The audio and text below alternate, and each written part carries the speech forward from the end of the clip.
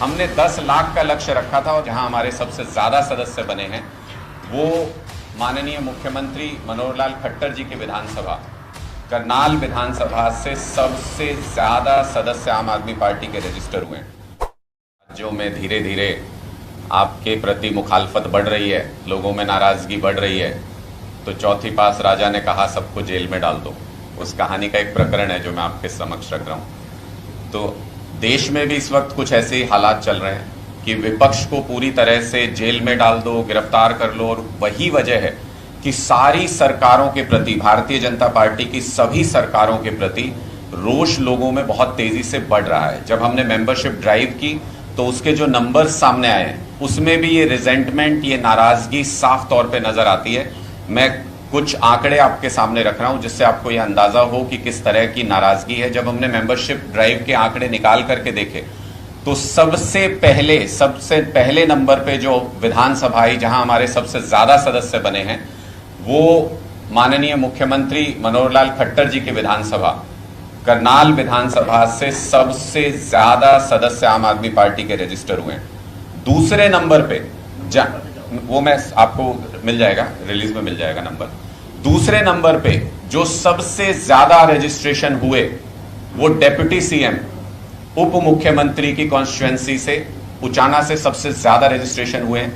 और तीसरे नंबर पे, मतलब जो पहले तीनों पायदान है वो किस तरीके के, उससे आप अंदाजा लगाइए कि तीसरे नंबर पे जो सबसे ज्यादा रजिस्ट्रेशन हुए वो शिक्षा मंत्री की कॉन्स्टिट्यूएंसी से, जगाधरी से हुए हैं। यानी जो आपके चेहरे हैं, सरकार के जो चेहरे हैं वो चेहरे लोगों को पसंद नहीं आ रहे, लोगों में उनके प्रति सबसे ज्यादा नाराजगी है और इसलिए उनके खिलाफ जो भी पार्टी संघर्ष करते हुए नजर आ रही है उनकी सदस्यता ग्रहण करने के लिए लोग उमड़ करके आ रहे हैं। तो पहले तीनों पायदान पे हमने ये देखा कि मुख्यमंत्री, उप मुख्यमंत्री और शिक्षा मंत्री, ये बताता है कि शिक्षा की स्थिति भी कोई खास अच्छी नहीं है। अगर लोग सरकार से नाराज हैं, गठबंधन के नेता से नाराज हैं, तो शिक्षा मंत्री उसके बाद तीसरे नंबर पे आते हैं। सबसे ज्यादा नाराजगी शिक्षा मंत्री से भी हरियाणा के अंदर है क्योंकि शिक्षा के हालात बहुत ज्यादा खराब हैं। इसके अलावा अगर आप देखें तो जो अलग अलग इलाकों में जो हमारे सदस्य बने उससे आम आदमी पार्टी ने एक और होमवर्क किया, वो ये कि किस एरिया में हमारी स्ट्रेंथ बहुत ज्यादा है और किस एरिया में हमारी कुछ कमजोरी है, जहां पे हमारी स्ट्रेंथ थोड़ी कम है।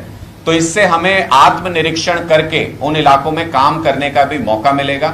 हम उस दिशा में भी काम करेंगे। इस जो ये नंबर्स हमारे पास आए हैं, जो आंकड़े आए हैं उसके आधार पे, और पार्टी को पूरे हरियाणा में एक एक विधानसभा में मजबूत करने का काम आने वाले दिनों में करेंगे।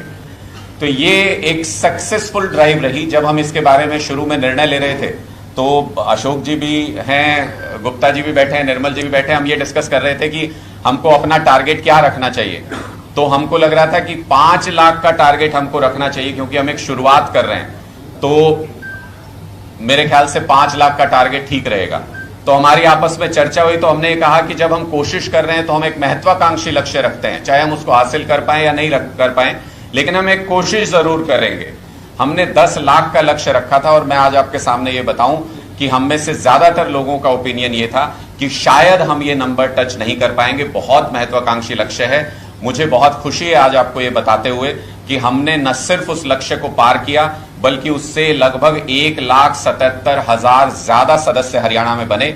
ये बताता है कि हरियाणा की जनता एक विकल्प का इंतजार कर रही थी। आम आदमी पार्टी में लोग उस विकल्प को देख रहे हैं और इसलिए आने वाले दिनों में आम आदमी पार्टी बहुत ज्यादा मजबूत स्थिति में हरियाणा में होने जा रही है।